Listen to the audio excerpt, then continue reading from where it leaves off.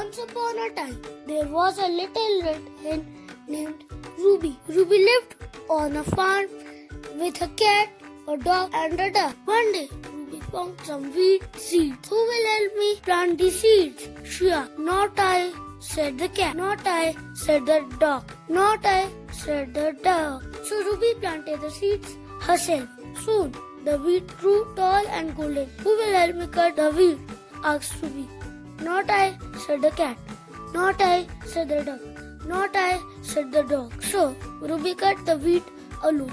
Then Ruby asked, who will help me make the flour? But nobody helped again. So, Ruby did all hard work herself. Finally, Ruby baked warm, delicious bread. The yummy smell filled the farm.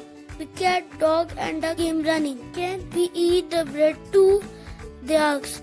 Ruby smiled kindly. I worked very hard alone, she said. If you help me next time, we can all share together. We promise, said the cat, dog, and duck. So Ruby happily shared the bread with everyone. From that day on, they all worked together happily on the farm. Moral of the story: helping and sharing make everyone happy.